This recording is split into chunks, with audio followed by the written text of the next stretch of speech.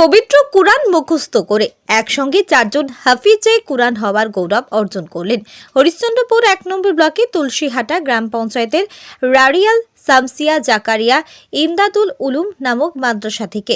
হাফিজে কুরআন হলেন মাত্র 13 বছর বয়সে মোহাম্মদ মাহতাব ও মোহাম্মদ উসমান এবং 17 বছর বয়সে হাফিজে কুরআন হলেন আব্দুল অদুত ও নাবেদ আলী নামে 4 মাদ্রাসা শিক্ষার্থী।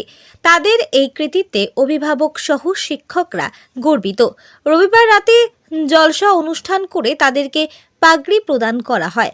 মাদ্রাসার প্রধান শিক্ষক মাহমাদুল হাসান জানান, মাদ্রাসায় বর্তমানে 145 জন ছাত্র ও 6 জন শিক্ষক রয়েছে। 65 জন ছাত্র হোস্টেলে থেকে পড়াশোনা করছে। গ্রামবাসীদের দেওয়া অর্থ সাহায্যে দীর্ঘ 78 বছর ধরে চলে আসছে এই মাদ্রাসা।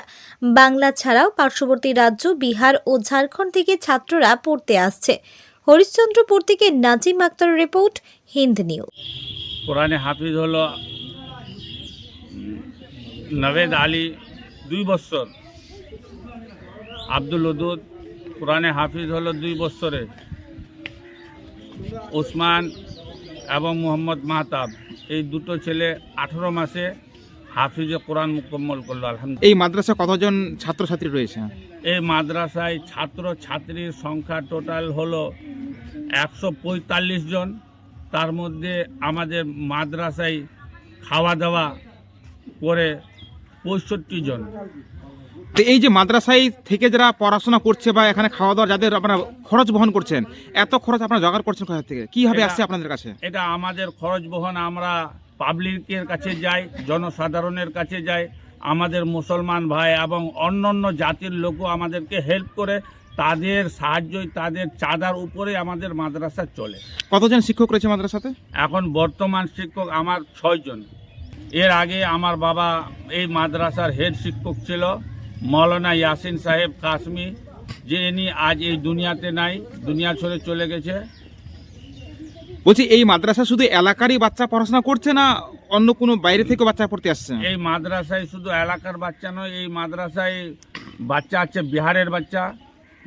যেমন এই 4টা হাফিজে কোরআনের মধ্যে আমার বিহারের 3টাই ছেলে হাফিজে কোরআন। আপনার নাম?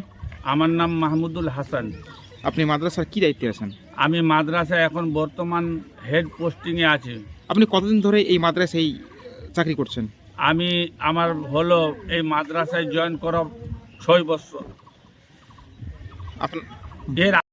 হ্যাঁ, এই মাদ্রাসা শামসিয়া জাকারিয়া উলুম, যেটার পথ চলা শুরু হয়েছে 1946 সাল থেকে, যেটা কিনা স্বাধীনতার 1 বছর পূর্ব মৌলানা ইয়াসিন সাহেব, যিনি দেবন ইউনিভার্সিটি থেকে তার গ্র্যাজুয়েট ডিগ্রি লাভ করেছিলেন, কাশ্মী যেটাকে আমরা সাধারণত জেনে থাকি, তার হাত দিয়েই এই মাদ্রাসার পথ চলা শুরু। আর আজকে সেই মাদ্রাসা থেকেই 4 জন হাফিজে কোরআন বেরোবে। এতদিন ধরে কিছু পাওয়া যায়নি, তবে আমরা এটুকু আশা রাখছি যে সরকারের সাথে সাথে বিভিন্ন এনজিও প্রতিষ্ঠানগুলোও তাদের আর্থিক দিক দিয়ে সহযোগিতার হাত বাড়াবে, এই আশাটাই রাখছি। আর যদি বাড়ায় তাহলে আমরা এটুকু বলতে পারি যে বাংলা ভাষার পাশাপাশি যে সিমান্টিক ল্যাঙ্গুয়েজ রয়েছে, আরবিক, উর্দু, সেই ভাষাগুলোরই তো গুরুত্বপূর্ণ রয়েছে, একটা সমাজকে এগিয়ে নিয়ে যাওয়ার জন্য গুরুত্ব রয়েছে। তো যদি গভর্নমেন্ট আমাদের আর্থিক দিক দিয়ে সহযোগিতার হাত বাড়িয়ে দেয়, তা আমাদের দীর্ঘ বিশ্বাস যে এই মাদ্রাসা শামসিয়া জাকারিয়া ইমদাদুল উলুম থেকেই অনেক ভালো ভালো শিক্ষার্থী বেরোবে এবং যে সিমান্টিক গ্রুপ অফ ল্যাঙ্গুয়েজের যে বিকাশ এই মাদ্রাসার হাত দিয়েই এক উচ্চ প্রতিষ্ঠানে পরিণত হবে। হ্যাঁ, মুখ্যমন্ত্রীর কাছে আমরা এই দাবি নিয়ে যাওয়ার চেষ্টা করব। আশা করি উনি যখন মাইনরিটির কথা বারে বারে বলছেন, তাহলে আমাদের মাননীয় মুখ্যমন্ত্রী মমতা ব্যানার্জি নিশ্চয়ই সহযোগিতার হাত বাড়াবেন। আমাদের এলাকায় যে সেই মুখ্যমন্ত্রীরই একজন ক্যাবিনেটের সদস্য রয়েছেন তজিমুল হোসেন, তার কাছেও আমরা নিশ্চয়ই যাব এই দাবিগুলো নিয়ে, এবং আশা করি উনি কিছু না কিছু দিক দিয়ে আমাদের সহযোগিতা করবেন। বলছি এই মাদ্রাসা